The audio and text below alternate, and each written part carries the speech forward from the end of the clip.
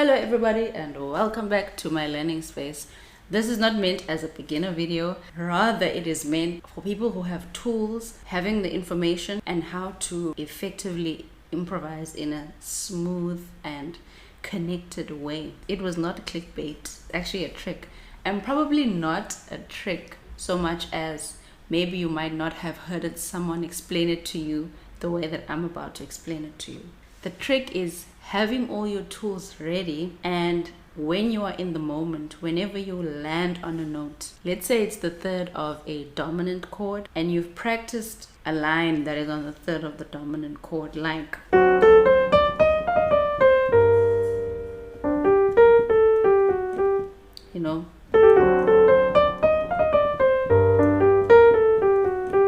I've practiced that in all keys.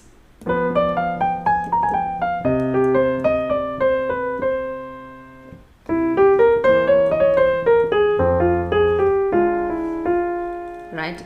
And whenever I'm on the third of a dominant chord, I know that that's a way that I can move from the dominant chord into the minor chord one or the major chord one that I'm approaching. Or if I am on a dominant chord, a way to land from the dominant chord to the chord one is by doing kind of an altered resolution, which is the or.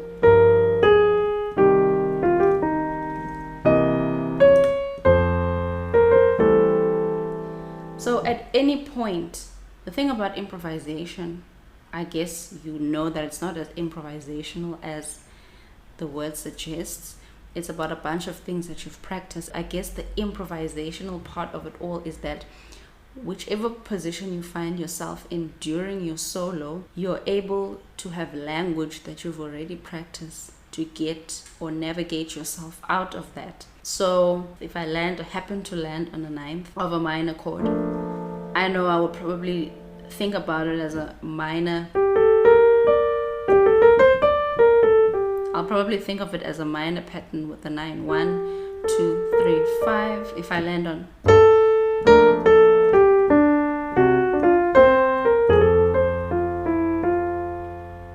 and it's not to say that this is what you're going to do, but the trick is to be able to do that.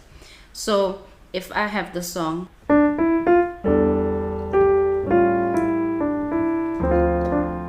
I'm making this a dominant to chord 2, right?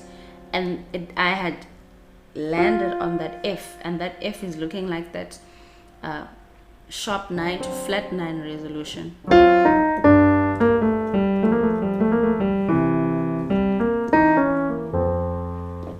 So that's what I'll do. So, or I'll play a fully altered scale.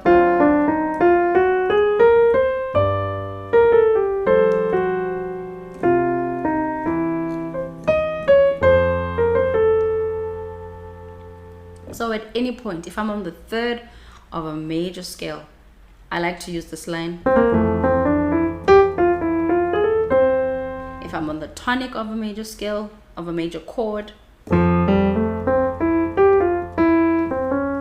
if I'm a third on the minor scale, I like to outline the arpeggio from there.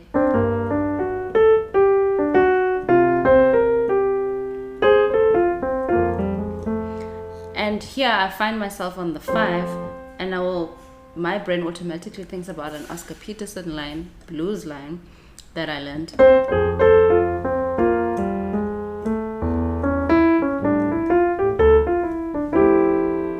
If I happen to land, for instance, on a 7 of a minor chord, I like to think of the Charlie Parker line.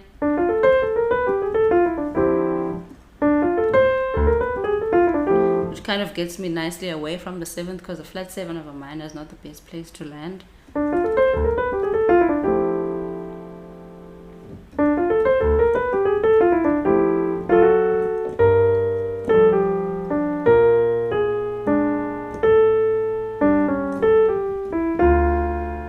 Right?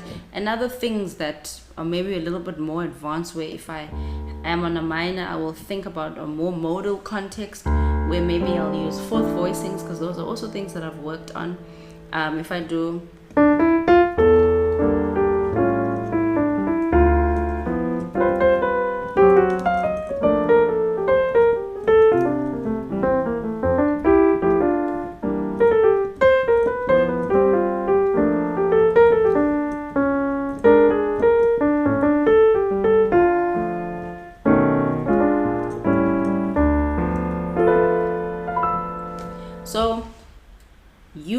to take your things that you've learned and you want to gather as much as you can, so that at whatever point you find yourself in the improvisation, you're able to think quickly, and you don't have to think, oh, that one thing that I learned.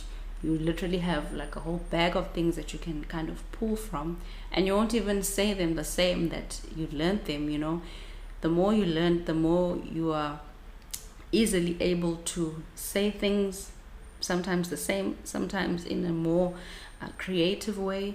So this is the trick, you know, this is the trick, is to be able to connect all the little bits, not just learn a scale, not just learn licks, but within learning those licks, understanding that, okay, the third can take me from point A to point B via these little pieces of language that I've learned.